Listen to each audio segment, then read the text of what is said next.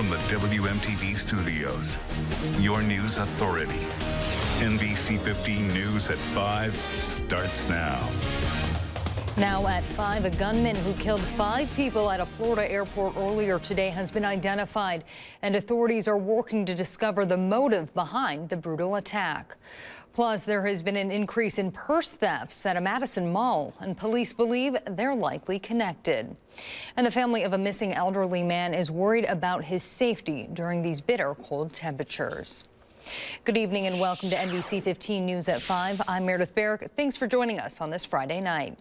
Tonight, we begin with developing news. NBC News has confirmed that a controlled explosion for a suspicious package will soon be taking place at the Fort Lauderdale airport. This comes after 5 people were killed and at least 8 injured after a shooting in the airport early today. The suspected gunman appeared to be shooting randomly into a crowd as panicked travelers took cover behind chairs. He only stopped when bullets ran out, according to witnesses. Multiple senior law enforcement sources have identified the suspect as New Jersey-born Esteban Santiago. The suspected shooter allegedly flew on an Air Canada flight from Alaska to Minneapolis, then to Fort Lauderdale with a gun in his checked bag. But Air Canada tweeted they have no record of a passenger by the name of Esteban Santiago or checked guns on any of their flights to Fort Lauderdale.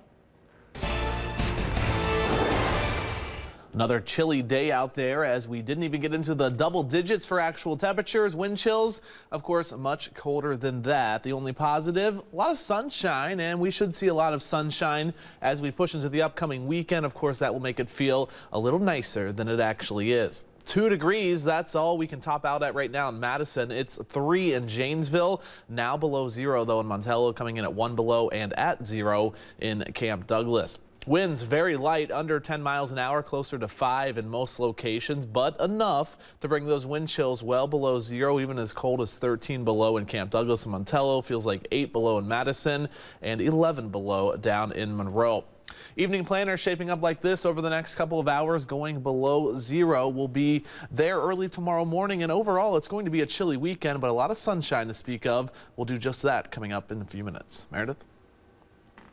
Brian, thanks. We'll see you soon. Madison police say another case of purse snatching has taken place at the Westtown Mall parking lot. This is the 3rd robbery incident in that parking lot in the last 2 weeks. NBC15's Hannah Flood joins us now with details on why police say it's very likely they're all connected. Meredith, of course, at the Westtown Mall, it's a very common place to see people walking with their purses. In this case, police say women walking alone to their cars were targets for these snatchers. They say they think all 3 incidents were carried out by the same group of at least 2 men. All of the snatchings happened in the parking lot of Westtown Mall at different times of the day.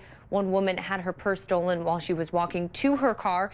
In the other 2 cases, as women were getting into their cars, the snatchers opened the passenger door and took the purse from the front seat. Police say when you're carrying valuables, whether it's a purse or a shopping bag, you should always be aware of your surroundings. Now, this time of year, it gets dark early, and so I know this can be, it's just a purse theft, you could say, but it's also a very traumatic experience for the victims involved in these cases, particularly those who were followed into the parking lot as they got in their cars. Police say they want to make it clear that no weapons were used in any of these robbery incidents. Madison police are working closely with the mall to try and identify these possible snatchers. They say they are following some leads and believe the snatchers could be a group of teenagers. Meredith? Hannah, thanks. A town of Beloit family is asking for the public's help in finding their missing loved one. NBC15's Hawaii Fidel has more on the search for Stuart Austin. Meredith, it's been 3 days since 84-year-old veteran Stuart Austin was last seen. His family says they knew something was wrong when he didn't make it home on Tuesday night. Austin was last seen on Milwaukee Street in Madison around noon on Tuesday. He's driving a 2013 off-white Lincoln MKS. At this point, both police and family say they're worried that he may have traveled out of state with minimal funds. But his family says their biggest concern is the weather. We're concerned about the frigid temperatures and, is he warm? Is he out of this, out of the elements? We just want him to come home. The family says they're grateful for the overwhelming support they've received through social media and are asking people to continue sharing the posts online and keep their eyes open. Stuart Austin is described as 5'9", 185 pounds, and he was last seen wearing a tan jacket, a gray sweatshirt, and gray slacks. If anybody has any information, they should call 911.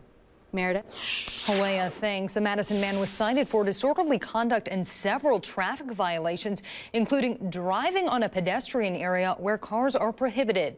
Police say 20-year-old Kadim Diop drove on Liberty Mall and made rude gestures and comments to a woman. The victim told police he had been offering her a ride, or the suspect told police that he had offered the victim a ride and made lewd gestures at her with his hips. The woman was about to call police when she saw they were already on his tail. And a Wisconsin teen faces 10 counts of possession and distribution of child pornography. According to authorities, the 17-year-old admitted to looking at images of girls as young as 10 years old and trading photos of naked girls on social apps. Brittany Schmidt has more. State of Wisconsin versus Brandon Michael Zitlow.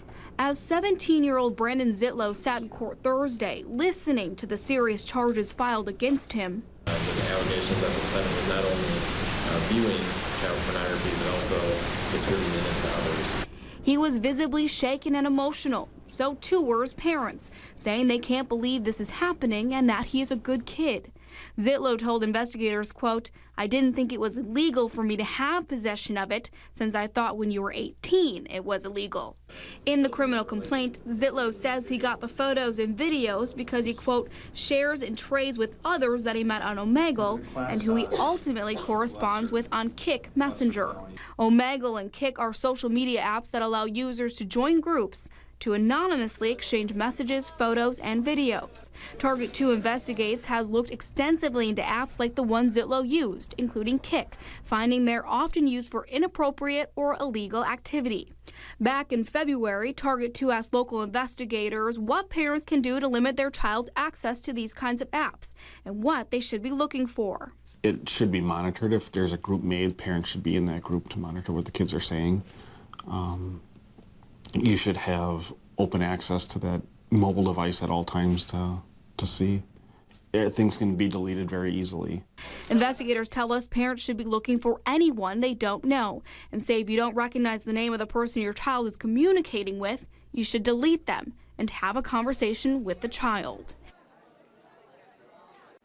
Investigators say technology is always evolving and the way kids use apps continues to change.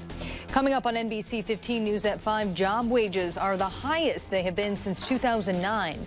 Just ahead, we'll break down the final job report of Obama's presidency. And the South prepares for snow as 73 million people nationwide face brutal winter weather. Ahead for us tonight, the latest from the Florida airport shooting, including what we've learned about the victims and the shooter. An eye-opening report on the Russian efforts and motive to influence the U.S. election is made public as Donald Trump sees the evidence for himself. We'll have his reaction. Plus, Al Roker on the major winter storm bearing down on the South when we see you back here for NBC Nightly News.